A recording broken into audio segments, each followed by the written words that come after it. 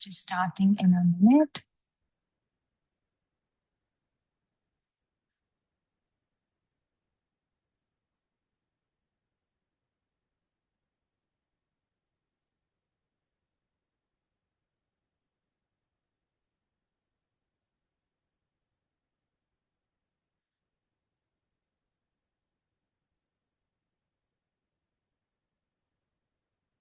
Okay, so today on Mighty Champions Daily Live, we are taking up module two, which is Be the Boss of Your Reactions.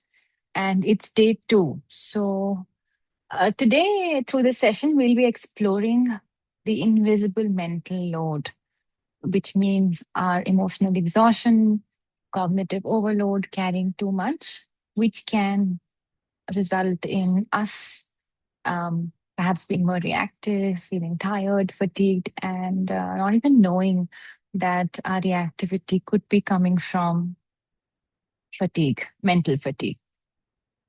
So, um, as we do, we'll start with really arriving into the session, which is by closing your eyes if that feels okay to you today, and or if not, then just lowering your gaze and connecting with your breath.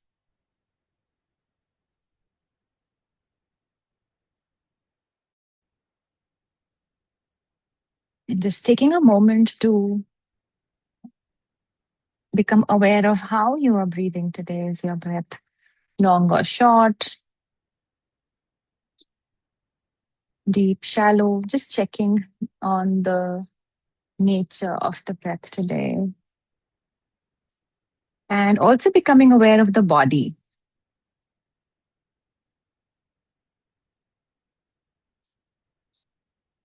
You feeling any tension anywhere? Body stiff.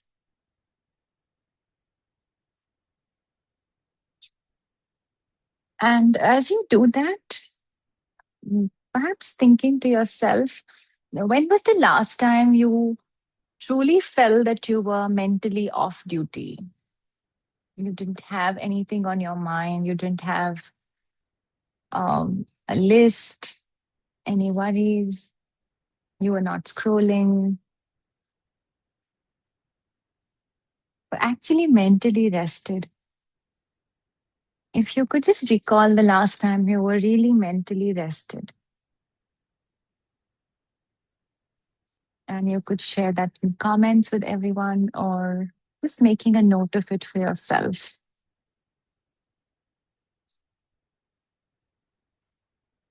And yeah, and unfortunately, it's not very often that we feel like we really mentally rested.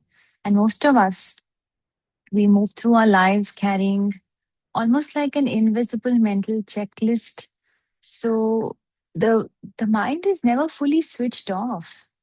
And and some examples of, okay, there are things we don't even think are are actually a load we are carrying in the mind. So some of the things could be remembering tasks, anticipating problems. It could be when we are managing, say, emotional dynamics. We are mentally preparing ourselves for conversations. We are reliving, say, a conversation that's happened in our mind, when we are maybe caring for others emotionally, or when we are, planning on something. So, so all of this task, this activity that the brain is doing, uh, sometimes we don't even know how exhausting that could be, and we can underestimate, the capacity of the mind, or we can underestimate the load that we are carrying on the mind. So uh, so this is a prompt that you can think about, fill in for yourself, or even share it with everyone. Today, I want to become more aware of the mental load I carry around. and you can fill that for yourself. Today, I want to become more aware of the mental load I carry around. And this could be, for example, work, family, relationships, expectations, overthinking, emotional responsibility, whatever it is for you.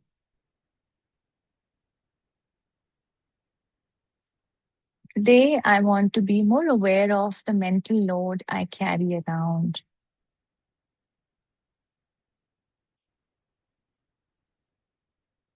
And you can also think about that. What part of your life and this moment feels mentally the heaviest for you at the moment?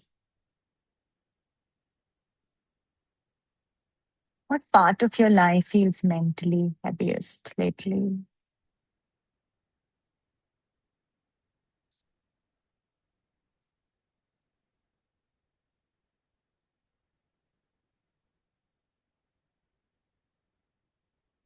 So if you have been able to, identify any areas where you think that you could be carrying a lot of load, as we discussed, we'll now learn a little bit about what happens when the brain is overworked, why it happens, um, and and then we'll also try and practice um, breathing, maybe a guided practice on how we can set aside this load and free the mind a bit. So the brain is also trying to constantly process more information. We also know that in today's world, there's even more a sensory uptake intake that the brain does because of our phones, because of screens.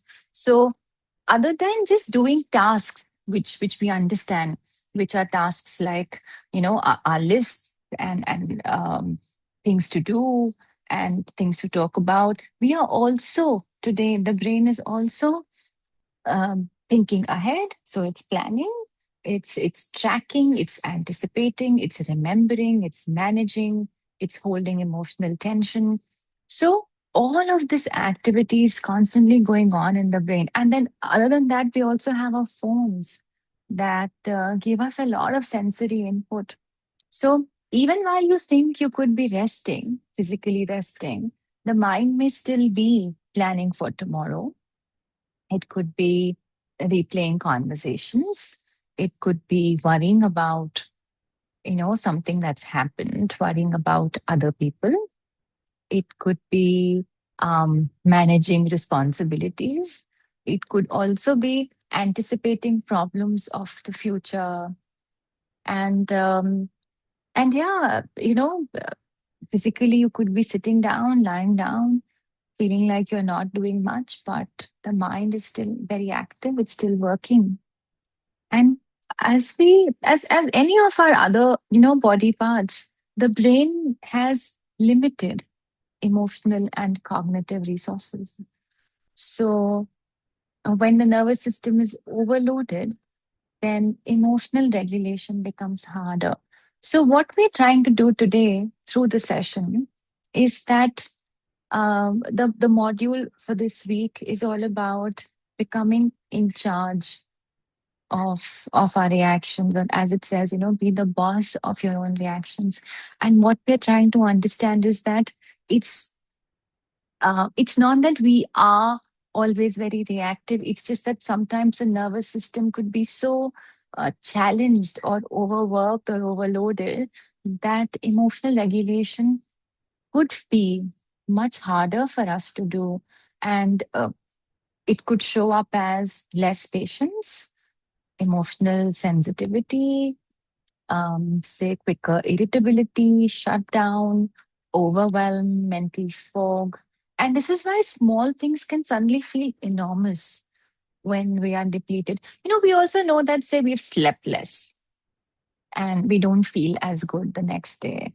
We've not eaten much and we feel physically tired. So everything that we physically understand that the body is going through stress, any kind of lot of physical exertion, um, we feel it. We feel it in the body. And so it is with the brain, that when the brain is overloaded, overworked, its capacity to be, say, calmer, more rational, make decisions better is also slower or depleted, or it's not as easy for the brain to do all of those things because it's already doing so much.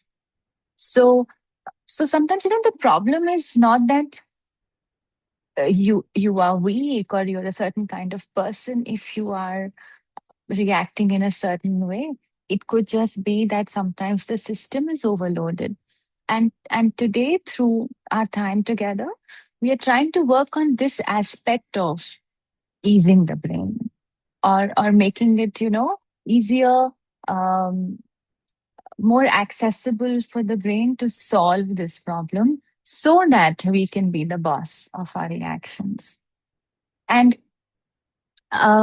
we think, we understand, again, we understand the body. We understand that, okay, my body's capacity is only this much. I can walk, or I can run, or I can do this only for so long until I start feeling really tired. But we don't perhaps think about it the same way for the brain, because the brain was also not designed for, say, endless stimulation and emotional vigilance. So if we are constantly stressed, or if we are constantly overactively thinking about something, worrying, planning, then that constant stress keeps the nervous system slightly activated. So then what's happening is that the stress hormones of the body, they stay slightly elevated. The body also is staying alert. Recovery is not as much. So recovery becomes difficult, and our emotional threshold lowers. So stress is doing a lot in the body, in the mind, and eventually the nervous system, it begins reacting from exhaustion instead of clarity, because it's depleted, it's tired. And one more thing that I would like to talk about is that some of us, we also carry other people emotionally with us. So we are not only carrying our own emotions, we are also carrying other people's emotions too. We are carrying other people's problems too. And it could mean that we are, say, doing things to avoid conflict. We are monitoring, someone's mood. We are managing tension around us. We could be people pleasing. We could be over explaining, emotionally caretaking. And now, how does this create stress for the mind, for the brain? Uh, these things, while I don't know if they seem innocuous, but what happens is that internally we are vigilant, or we are looking out. So we are alert, and we want to look out for any signals of maybe any fight that can happen, any flare ups that can happen. We don't want people to get upset. We don't want people to react, so we have to monitor their mood. And that's why, the brain is um is not resting. It's alert to the situation. So this chronic internal vigilance can also create stress or fatigue, tiredness, um for the brain. So when you're spending your time trying to keep everyone around you emotionally okay, then your own nervous system also rarely gets to rest. It's not resting. And yeah, that's something that perhaps we can be more aware of, that it does take a toll on our body and mind. It's not free. So now, how do we make this this load that we are carrying, which is invisible, how do we make it visible? Because we will not be able to regulate our nervous system while not even understanding that we are overwhelmed. Mm, so we can only heal ourselves if we know what. what is happening, if we are able to name um, what has so far, say, been invisible. So, one thing that we should really know, and some of us could struggle with, is the idea of rest, because we feel that if I'm resting, then uh, either I'm missing out, or I'm not doing enough. What's going to happen? Mm, Things will not be taken care of. Things will go wrong. Might be upset with me. So rest doesn't really have a very mm, easy relationship. Sometimes we don't have an easy relationship with rest, and we can look at rest with guilt. But we should also know that um, as the body needs to rest, it's very important for the mind to rest too, and that if we do not rest, then we are also not our best. So it's a trade-off, if you think that resting takes away from things you could do, not resting also takes away from your complete presence, or your patience, or your love, um, and your recovery. So so so maybe the need for some of us is to change our relationship with rest, and how we look at the idea of resting. So so good question to think about, at this point, is what drains you, you think, mentally the most?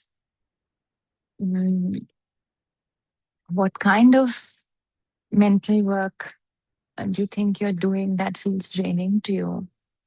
It could be emotional responsibility, overthinking, constant availability to others, caregiving, work pressure, any unresolved tension. Just making a note of it. What drains you mentally the most?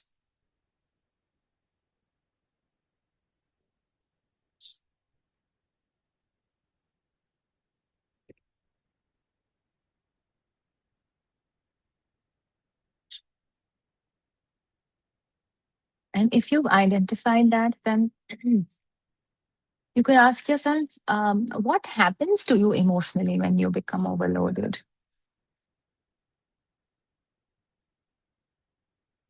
What happens to you emotionally when you become overloaded?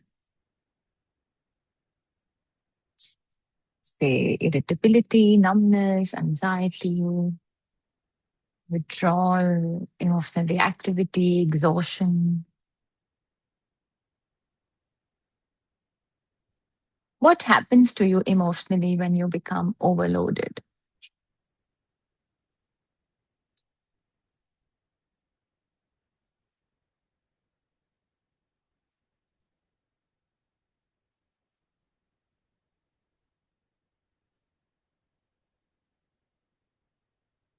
And you could share that either in the chat, or just write it down for yourself, so that, you know, awareness begins to develop around what we are carrying.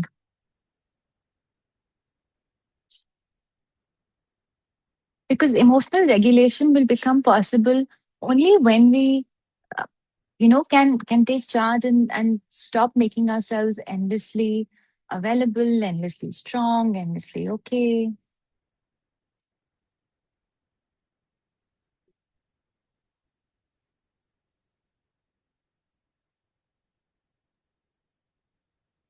So for maybe your homework today, if you can write down, these two things, and through the practice, then we can see what we can do about it. So now, if accessible to you today, then sitting up straight, closing your eyes, if that feels okay, lowering your gaze,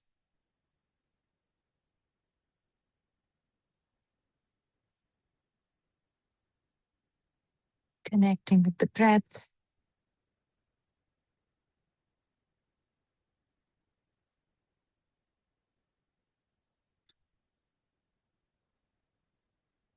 Deepening the breath a bit if that feels okay, not forcing.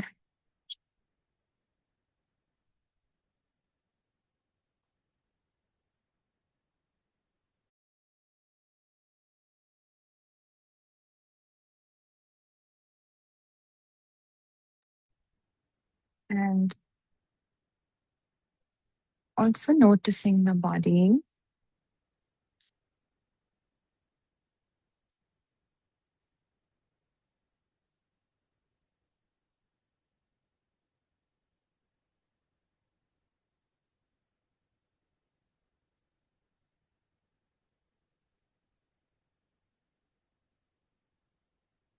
And now simply paying attention to the mind. What's going on in the mind?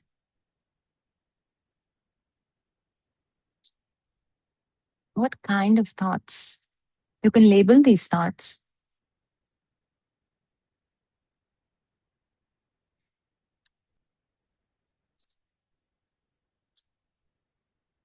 Okay, this is planning, worrying,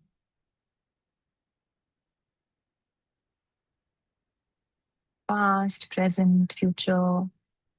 It's labeling your thoughts.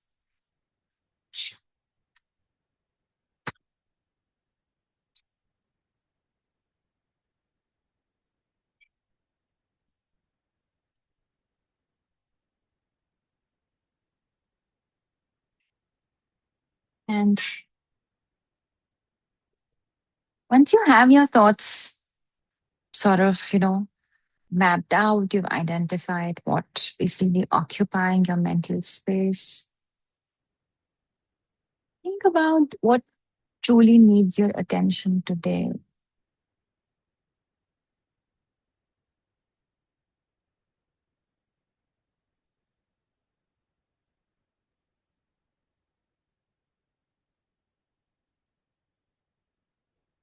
What can wait?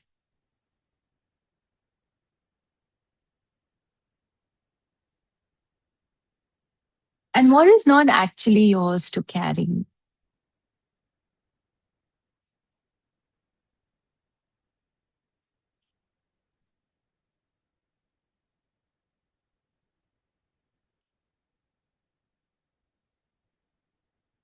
And now I'd like you to imagine that you are sitting, say, in front of a beautiful river.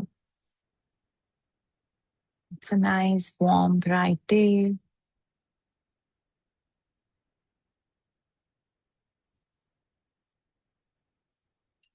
You can hear the water splashing on the rocks as the river flows.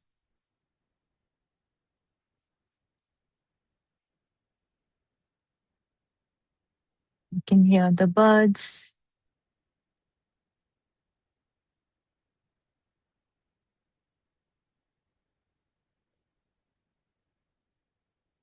You can smell flowers, fresh soil.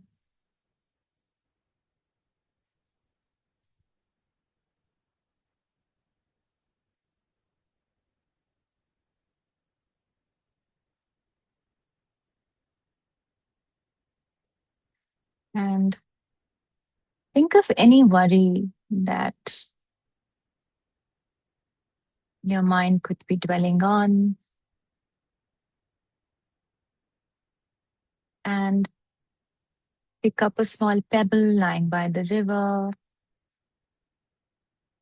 Put your worry in that pebble and throw it in the river.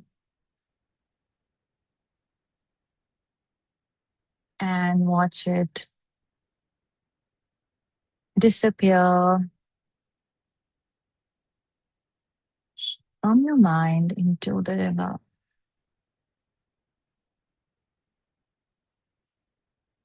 And you can do this with any worries you have, any unwanted thoughts.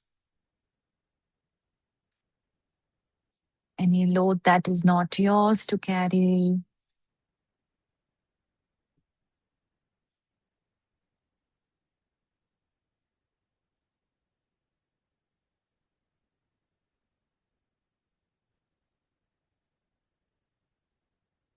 So picking up pebbles and throwing them into the river.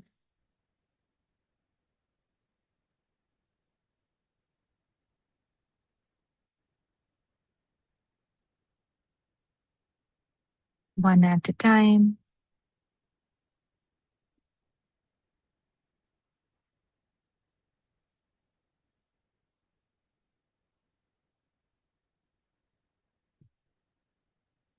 Staying connected to your breath.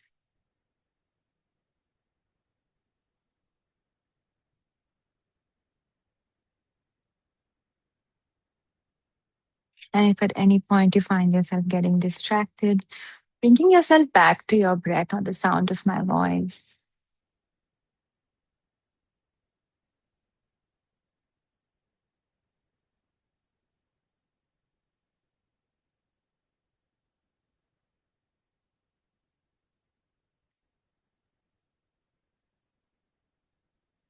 And then as the mind becomes clear, you can feel a sense of calm in the mind. Your body is relaxed, your breath is slow.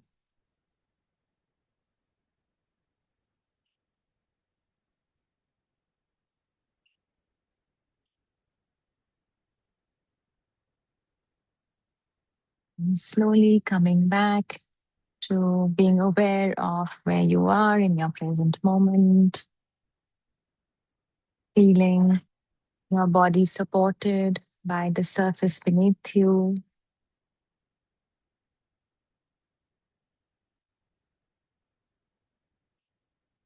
Wiggling toes and fingers, maybe giving yourself a light stretch.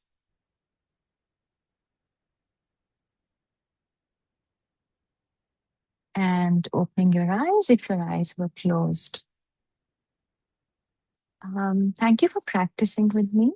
And what we tried to do today through the session was that we identified and we became aware that our reactivity or our say lack of patience, um, errors with judgment can also happen because the brain is overworked. It's tired, and and when that happens, obviously there is much lesser capacity, with the mind left to deal with so many situations that come our way, and that we can help ourselves by not just resting the body, but also making sure that we are giving enough rest to the mind. And one of the most beautiful and easiest ways to do that is to do some breathing where you are connected to your breath. Deep breathing can really help the mind relax. Any form of meditation where you can bring the mind out of the job that it's doing, which is thinking, planning, reminiscing, worrying. And um, and that's something that we owe to ourselves to take care of, not just body but also our mind. So thank you for being here. If you have any questions or if you would like to share anything, then you could do that. Thank you, Shweta. Thanks for your comment.